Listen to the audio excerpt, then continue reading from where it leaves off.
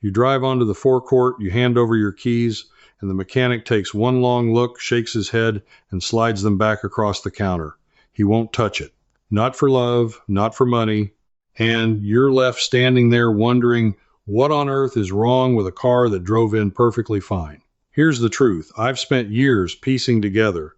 There are cars on British roads right now that independent garages quietly refuse to work on. Not rusty old wrecks. Some of them are barely 10 years old. The problem was built into them on purpose, and almost nobody warns you before you buy one. I'm going to hand you the whole list. 12 of them.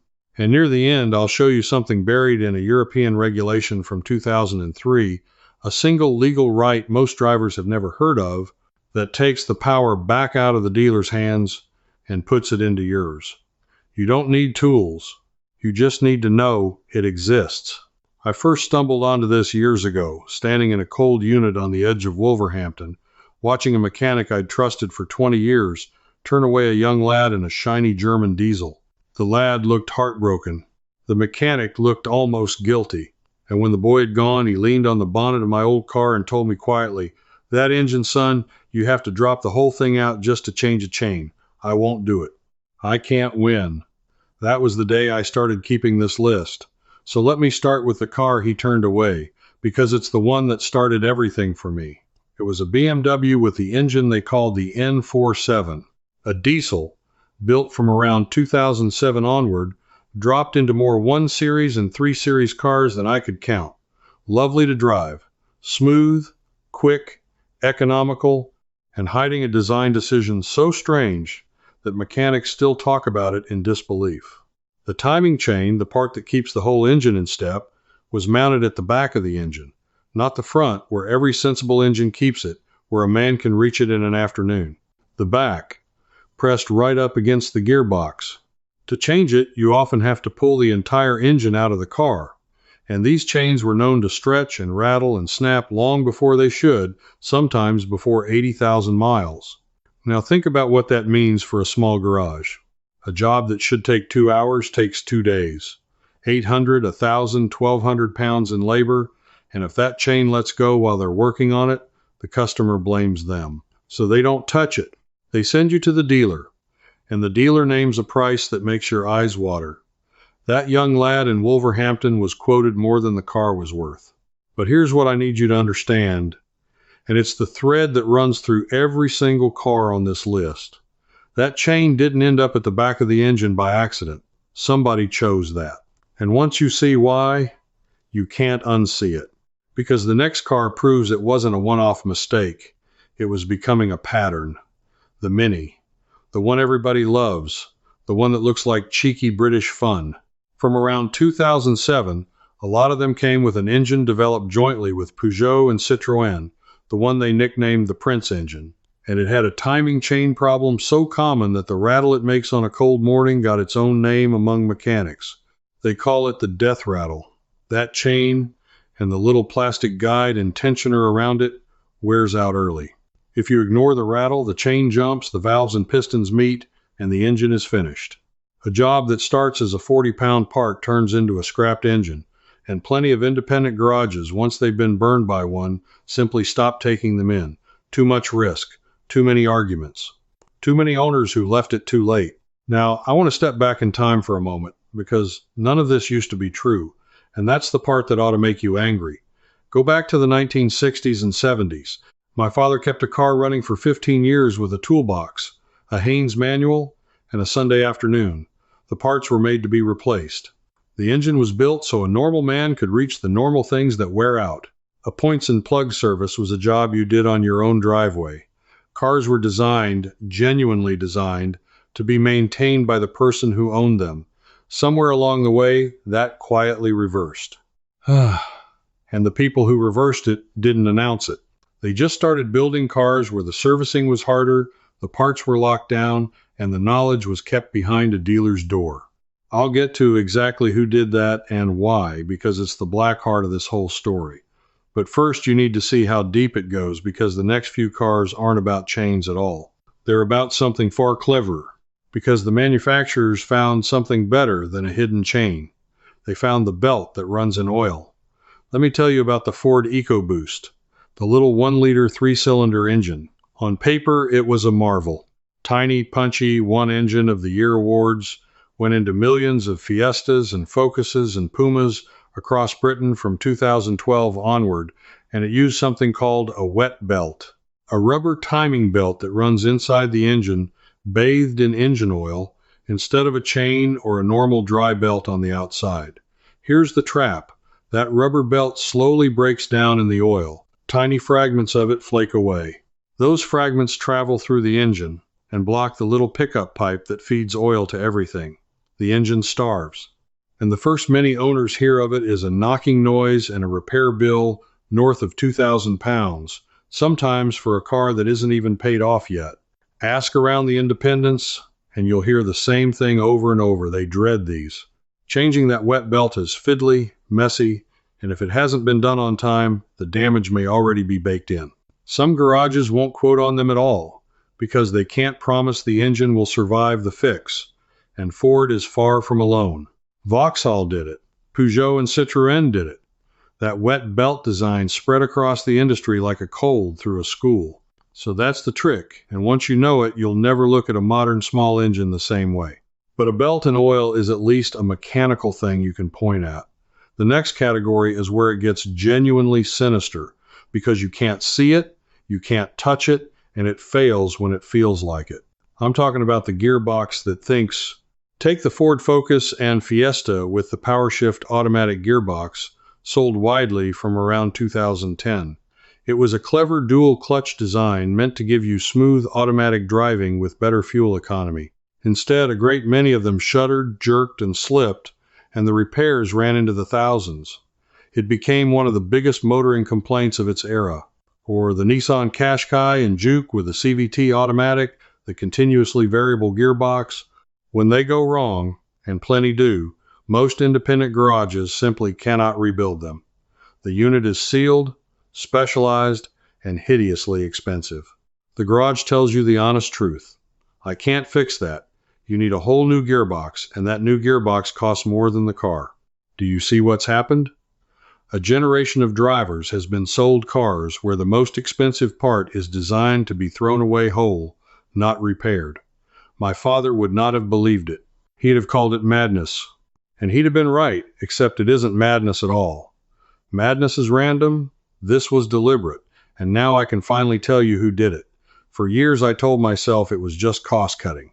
Engineers making compromises, accountants shaving pennies. But the more of these cars I cataloged, the more one word kept surfacing, and it's an ugly one. The word is obsolescence. Planned obsolescence. The deliberate design of a product so that it fails or becomes uneconomical to repair after a set period so that you are forced to buy another. This isn't a conspiracy theory. It has a birthday. In 1924, a group of the world's biggest light bulb makers met and formed what became known as the Phoebus Cartel, and they agreed, in writing, to deliberately shorten the life of the light bulb. Bulbs of the time could last 2,500 hours. They agreed to engineer them down to 1,000 hours. They fined each other if their bulbs lasted too long. That is the founding document of the throwaway world we now live in, and it is a matter of historical record. Once you know that story, the cars stop looking like accidents. A timing chain at the back of the engine. A rubber belt bathed in oil. A sealed gearbox that can't be opened. These aren't failures of engineering. British engineers are among the best in the world. These are choices. And the people who benefit when your 10-year-old car becomes uneconomical to repair are the very people who would sell you a shiny new one on finance. But the manufacturers had a problem. Even a car built to fail can be fixed by a clever, independent mechanic with the right information. So they went after the information itself. And that is the real weapon in this war. And the next few cars show you exactly how it's used. Consider the modern Land Rover and Range Rover. Beautiful machines. Also, among the independents, a byword for electrical gremlins so tangled that many won't go near them. Air suspension that collapses. Electronic modules that argue with each other. Fault codes that lead nowhere without the manufacturer's own software. A garage can have 40 years of experience and a wall full of tools and still be locked out because the diagnostic system that speaks the car's language is kept behind the dealer's paywall. Or the Volkswagen Group cars, the Audis and Volkswagens and Skodas, with systems so integrated that fitting a simple replacement part sometimes requires the car to be told digitally that the new part is allowed to be there. They call it coding. Change a headlight unit, a battery, a component, and the car may refuse to accept it until it's been coded in with software most small garages can't afford or aren't allowed to have. This is the quiet trap. It's not that your local mechanic isn't clever enough. It's that he's been deliberately locked out of the conversation between the parts of your car. And when he's locked out, where do you have to go? Back to the dealer. Back to the main stealer, as the old boys in the trade bitterly call them. Back to the highest price in town. And I know exactly what some of you are thinking right now, because I've heard it 100 times. You're thinking this is all very well for people with money, people buying newish cars, people who can just trade up when it goes wrong. You're thinking none of this helps you, sitting there with a car you've already got and no thousands of pounds to throw at it. So let me stop everything and talk directly to you, because this next part is built for exactly your situation, and it costs you almost nothing. The single most powerful tool you have against every trick I've described is not money. It is knowing before you commit. And that knowledge is free. Before you buy any used car, any at all, do 3 things that cost you nothing but a little time. First, type the exact model and engine into a search box along with the words common problems and the word forum, not the sales sites. The owners' forums where real people spill the truth to each other. If a car eats timing chains or wet belts or gearboxes, you will know within 10 minutes because 100 heartbroken owners will already have written it down. Second, telephone 2 or 3 independent garages, not dealers, and simply ask them, I'm thinking of buying this car, this engine, this year. Would you work on it? A good independent mechanic will tell you the truth in one breath because he has no reason to lie to you and every reason to warn you. If 3 garages all go quiet and start sucking their teeth, walk away. That silence is worth more than any glossy brochure. Third, and this is the one my father taught me on a driveway in the rain, listen to the engine from cold, not warmed up on the forecourt where it's been idling to hide its sins. Cold, first thing, from a dead start. That death rattle in a Mini, that diesel chatter, that hesitation, it shows itself in the first few seconds of a cold start and then hides once the oil is warm. Insist on a cold start. If the seller won't allow it, they're hiding something, and you've just saved yourself thousands of pounds with a 30-second listen and no money at all. None of that requires a single tool or a single pound. It requires only that you refuse to be rushed. And refusing to be rushed is the oldest form of self-defense there is. If this way of thinking resonates with you, the idea that the things you own should work for you, not against you, then I should mention that I've written all of this up in far greater depth across 3 books. Reset, Deep Leverage, and The Full Stack. Each one is a different angle on the same problem. Systems built to keep you dependent and the knowledge that dismantles them. They're available in the description below, and if you found value in what I've laid out here, I think you'll find those books go considerably further. They're the kind of thing I wish somebody had handed me years before I was standing in that cold unit in Wolverhampton. Now, back to the list. Because we're not done, and the cars that remain are the ones that catch out even careful people. The Vauxhall with the 1.6 diesel, the so-called whispering diesel from the mid-2010s. It earned a nickname among owners too, and it wasn't a kind one. Blocked filters, oil dilution, and repair costs that made grown men weep. Many independents grew so tired of chasing its faults that they simply stopped accepting them through the door. The older diesels of every badge with the diesel particulate filter, the DPF, clogged solid because they were driven gently around town, which is exactly the opposite of what that filter needs. A blocked one can cost well over £1,000 to replace, and a garage can't guarantee a clean one will stay clean if you keep driving the same way. So they warn you off, or they turn you away because they don't want the comeback. The Fiat and Alfa Romeo cars with the multi-air system, a clever electro-hydraulic gubbins on top of the engine that fails and takes real specialist knowledge and specialist parts to put right. The Peugeot and Citroën 1.6 diesels with turbochargers that choke on sludge if the oil isn't perfect. Each one a lovely car on the day you buy it, each one carrying a hidden clause that comes due later. And then the newest frontier, the one that frightens the trade more than anything that came before, the electric and hybrid cars. The Nissan Leaf, the Toyota hybrids, and all that follow them. Not because they're bad cars, many are excellent, but because the high-voltage battery systems are genuinely dangerous to work on without special training and special certification, and most small garages have neither.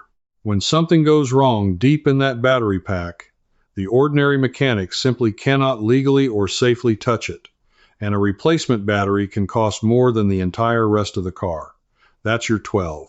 The German diesel with the chain at the back, the Mini with the death rattle, the Ford with the belt-in oil, the power shift and the CVT gearboxes that can't be rebuilt, the Land Rovers and the coded German cars locked behind dealer software, the whispering Vauxhall, the clogged DPF diesels, the multi-air Fiats, the sludged French turbo diesels, and the high-voltage hybrids and electrics that ordinary hands can't safely open.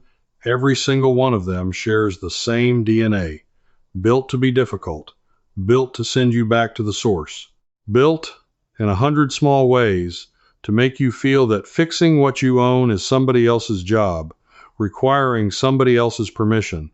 But here is where the story turns. Because they overreached. They made the cars so hard to repair and locked the information down so tightly that lawmakers finally noticed.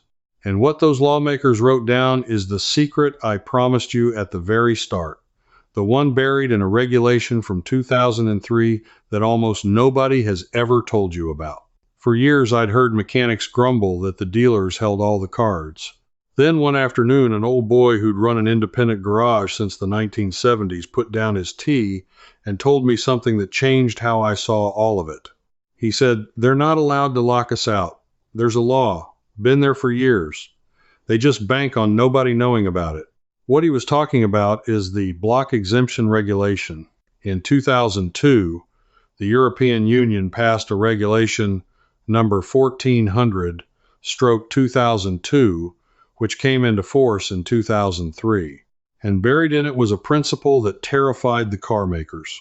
It said that vehicle manufacturers must give independent garages access to the same technical repair information, the same diagnostic tools, and the same training that their own dealers get. They were forbidden from keeping it locked away. The point was simple and revolutionary. Buying a car from a certain maker was never allowed to trap you into servicing it only at that maker's dealers. Your independent garage has a legal right to the information needed to fix your car. And crucially, servicing your car at a properly equipped independent garage cannot legally void your manufacturer's warranty as long as the work is done correctly to the right schedule with the right parts. That principle carried forward into later rules and was retained in British law after we left the European Union. It did not disappear. It was simply never advertised, because the people it constrains had every reason to keep quiet about it. Think about what that means for you, standing on that forecourt with the mechanic sliding your keys back. He may be right that a particular job isn't worth the risk, but you are not helpless and you are not trapped. You have the legal right to take that car to any properly equipped independent specialist who has the legal right to the manufacturer's own repair data and diagnostic access at a fraction of dealer prices without losing your warranty. The wall they spent decades building has a door in it, and the law says they have to let you through. So the secret finale isn't a magic spanner. It's better. It's the knowledge that this whole system, the difficult engines, the locked software, the dealer-only mystique, was built on the assumption that you would never find out you had a choice. The Phoebus cartel in 1924 bet that you'd never notice a bulb was built to die. The modern car makers bet that you'd never learn about a regulation from 2003. Both bets depended on the same thing. You're not knowing, and now you know. Knowing turns the 12 cars on this list from traps into simple, manageable facts. You know to listen for the death rattle on a cold start. to ask about the wet belt and whether it's been changed on schedule. A sealed gearbox is a gamble, and a hybrid battery needs a certified specialist. And you know that when a job does need doing, you have a named legal right to take it to an independent who can get the same information the dealer hides behind his counter. The fear was the whole product. Remove the fear, and you're just a person looking after a machine the way people always did. Here is what I hope you take away and carry with you, because it matters more than any single car. You were made to feel that the things you own became too complicated for you to understand or control, and that feeling was manufactured as carefully as the cars themselves. It isn't true. It was never true. Complexity was used as a fence, and behind that fence they charged what they liked. If you're the kind of person who has always suspected that things are made to break, made to keep you paying, made to keep you dependent, then you were right all along, and now you've got the dates and the documents to prove it. That's who this is for. People who refuse to be quietly herded back to the dealer's door. So let me ask you something, and I really want you to answer this one down in the comments. Which of these 12 have you owned or nearly bought? Was it the Mini with the death rattle, the Ford with the belt and oil, one of those gearboxes that can't be rebuilt? Tell me the car, tell me what it cost you, and tell me which part of the country you're watching from, because I read every one, and this list grows from what you share. Somebody reading is about to buy the exact car you got burned by, and your comment might save them thousands. If any of this rang true, come and stand with the rest of us who've decided we're done being kept in the dark about the things we own and pay for. That's what this quiet little collection of recovered knowledge is really about. And keep the door on the latch, because next time I'm opening up the used cars that mechanics secretly call the safest bets on the road, the plain, unglamorous models they'd happily buy for their own families, and one of them costs less than you'd ever guess. That one might just be the most valuable thing I hand you yet. That was just the overview. There's so much more, and I keep it for members inside the Old Ways Society, picking up exactly where I stopped here. You can ask me your own question, and a real person answers you, not a machine. You'll belong among thousands of Old Ways folks like you. Just point your phone's camera at the code on the screen, and you can cancel any time. No risk at all.